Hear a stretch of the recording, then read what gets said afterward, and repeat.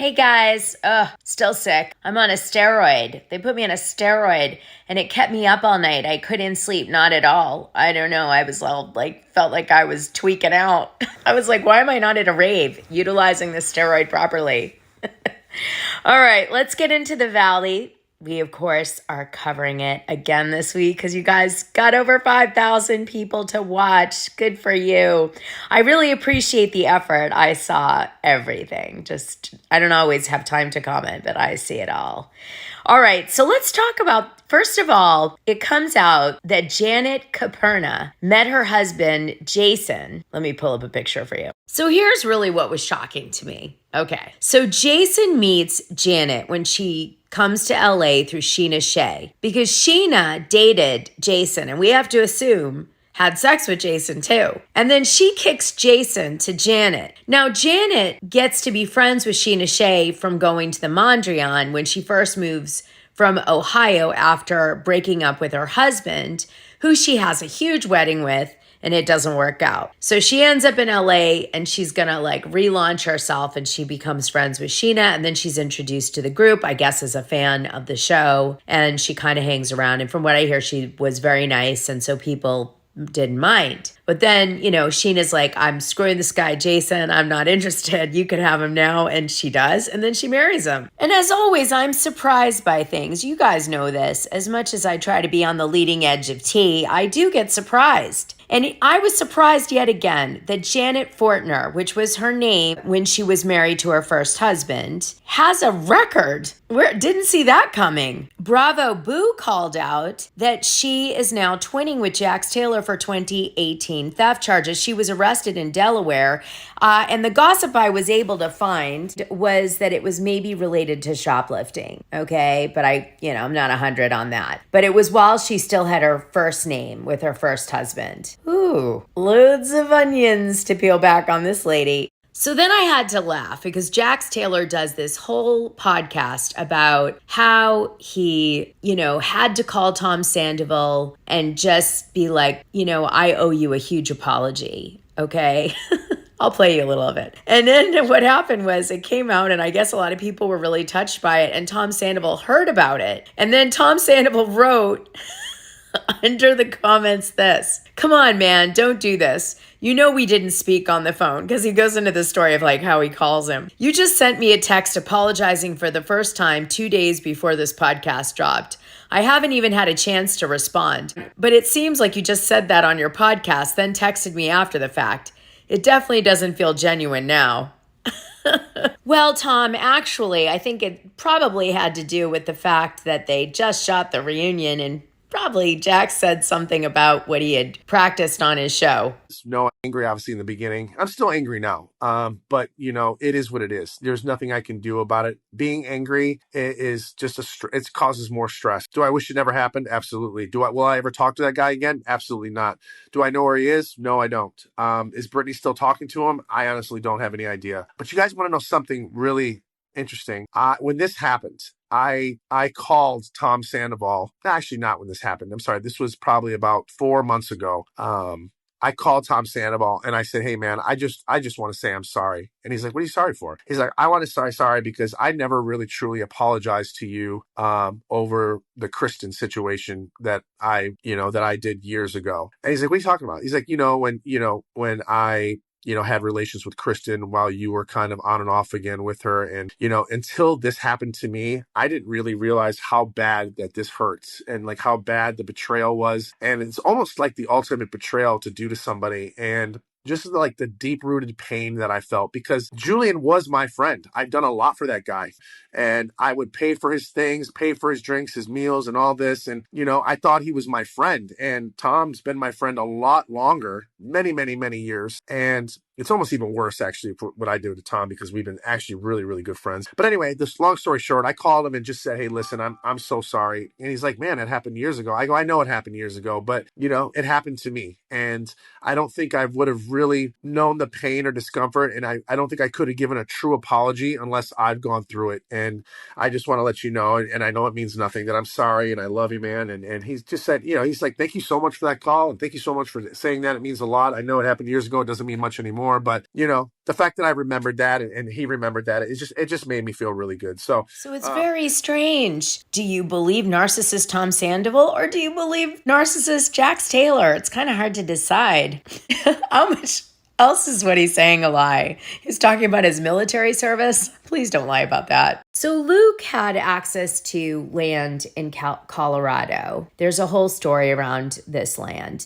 We need to tap the Patreon for this one. Let's go to April 2nd, 2024's bonus audio, where I read some of this Reddit tea I found before it went bye-bye about Luke. Now, Luke is supposedly planning on having a baby with her out of wedlock, and then they're going to co-parent it together. And I guess he's going to be able to support this baby because she says on the show he's super successful and owns a lot of land. And although he's not that flamboyant, he's, a good guy and this and that, right? Okay, well, here's what the gossip was. Luke is using Kristen, the Valley.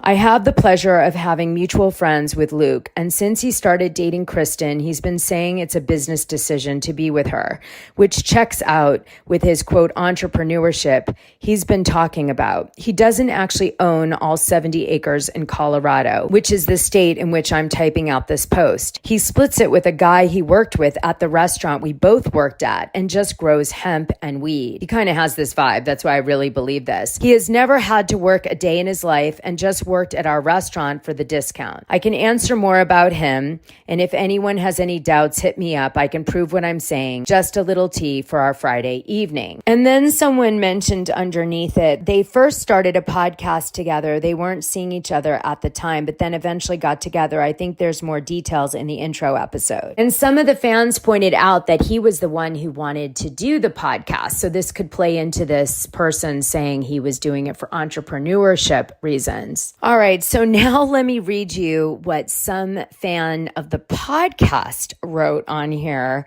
about flags they noticed about Luke. By the way, I did send this to Kristen Doty's rap. Red flag 1. In the beginning of their podcast, Luke incessantly complained about their lack of intimacy. He sounded like a petulant child not getting his way. Red flag 2. He hyped up a special gift for Kristen that she was under the impression was a ring. After being in the car for hours not knowing what it is and getting nervous and excited, he revealed his gift to be a gun. What? Kristen is a longtime vegetarian and Luke hunts for a hobby. He suggested they can go together, just all around tone deaf and obviously stung Kristen a bit. Okay, yeah, that's weird. Red flag 3, told Kristen live on the podcast that he hung out with Sandoval at Ariana's house the night before the Nick Viall podcast, which is the one that Tom Sandoval shows up late and he's really sketched out. And he leaves that land and he goes to LA and they start shooting The Valley and it's a success. And now he's got a new career where he's like a reality star. But he hates California. And so I guess Kristen and Luke bought a piece of land together, probably with some of their reality money, in Indiana. And everybody thinks that when the show is not shooting or when she is not on the show anymore, that she will leave California with their child and go to Indiana with him and do this house, because as you know, they're engaged and they're going to be getting married and all that. I'm sure we'll see it. So this is the sort of future for Kristen. Now, Kristen hasn't even gotten pregnant on The Valley yet. And we're probably going to hear about some of her trials and tribulations with her pregnancy. She had a cyst. It was very difficult on her. And Luke was also like on pins and needles the entire pregnancy. So there's definitely been some sort of rite of passage with these two. And they're thick as thieves. So Lacy Nicole, Lally's girlfriend, didn't come on the show because Lally didn't want her to. Because, well, he probably knew what was gonna be said. He had a feeling, or was, explained by Jax what was coming or something. Because he's tight with Jax, super tight. And so she was like, don't come on or whatever. And then we know that she sent legal letters and all this stuff when she heard what was being said on the show. But to be fair, Lacy is a survivor from childhood PTSD. We don't know what that trauma is that did this to her, but she has this. And she does a whole show about people dealing with issues of PTSD. And narcissism, all that stuff is included in that. People having PTSD from those experiences. I kind of feel like she's maybe with the wrong group of people here. But she's a philanthropist. And an interesting girl. I don't quite know how she has so much money. Maybe it's family money. But there she is. Now, last week we found out that Jessie Lally heard that Scheana Shay was told by her that she was seeing other men openly while with Lally. But to be fair, the reason that didn't really cause the stir that it did for us was that Jessie Lally had just started dating her when he started shooting the show. So they weren't really as official as, I don't know, we all felt they were. They do get more and more serious and now are girlfriend, boyfriend. But at the time that all this is going down, just starting out, and both kind of players, you know? Or not players, but like don't care. We start this week with Michelle pretty upset at Jessie for calling her an escort, and they're heading off to Santa Barbara. She doesn't want Jessie staying in the house that he rented, but he's going to be staying in the house that he rented. Of course, it's production behind the rental, but whatever. Let's forget that for now. So we head over to this really nice Spanish mansion in the cliffside of Santa Barbara. I lived in Santa Barbara for years. I loved it. And so I was really enjoying this episode. That's like my favorite place on the planet next to Lake Capri. So anyway, they get into the house and Michelle is like, I'm going to just try to stay away from him. And Jessie's like, we're going to have it out because we need to. And everybody else has got their own initiatives. Nia wants to make a baby, and so does Kristen. Zack is missing his gay boyfriend who's stuck in Canada, and so he's given a doll to like hang out with instead of him. So everyone puts on their sexy race car driving outfits because they're going racing today, and I think wine tasting. They probably don't go together though. Well, everyone gets so excited to do this, and then they realize they're just remote control cars. And Jesse's cheesier than ever because he can't stop taking his shirt off. So Jax, in true form, is rage texting Brittany, but then when he finds out they're going on a group trip and they'll all be together, he starts changing the tune of his rage text from, you know, you've ruined my life, taken everything away from me and destroyed my whole livelihood and my son and put me in prison and oh, God knows what else. Anyway, that's what they let us see. He starts saying, I really enjoy it here and I'm talking to a therapist now and I realize I made you afraid and all this like really great introspection stuff. But the truth of the matter is it's because he wants them to be talking about the positive steps he seems to be taking in rehab and he doesn't want the rage texting to come up instead. So it backfires because then Brittany's able to show like in the beginning he's rage texting and you know, by the time they get to Santa Barbara, they're all peaceful and love. So it makes him seem like he's being manipulative for the show. So the middle part of the show is Zack apologizing to Janet for wishing harm, drunk, blackout drunk, he says, to her pregnancy and baby because he was so frustrated with her. And Janet finding out only because Brittany tells her over lunch later. And he starts to digest this as he's made amends with Janet and she's finally seemingly accepted it. And Brittany is now who he's pissed at because he's like, why would you, since you've known me for years and know when I'm drunk I don't say what I mean,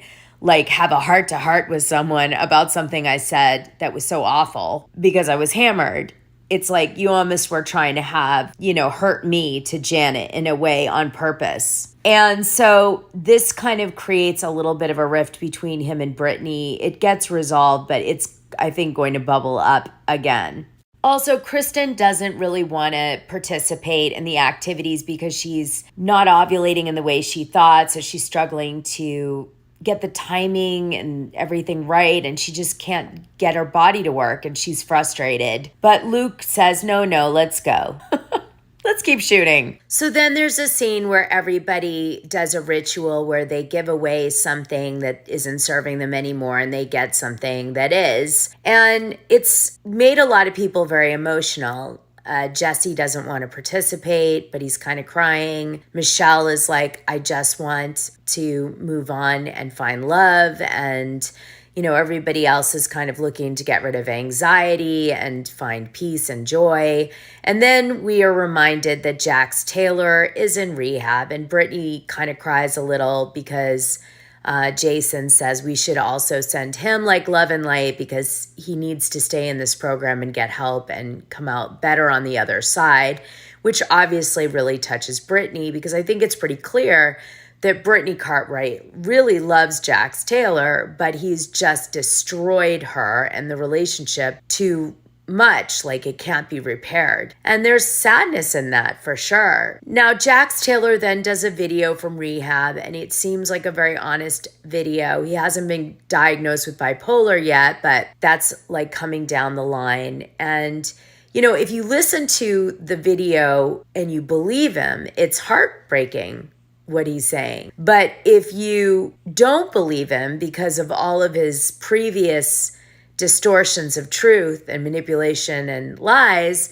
then you just kind of go, oh God, not again. And this is the challenge with Jax on this season, I think, for him and for the fans. They decide to play one more game of gratitude, and it's just too much for Jesse. He takes the ball and he just says, I'm grateful that I had a child in a very toxic situation and that she's somehow thriving. And then he's not supposed to hand the ball to, a person like Michelle, but he does anyway. And Michelle is like, I don't have anything right now related to him that I can say because he's treated me so badly. And it's just all horrific to me.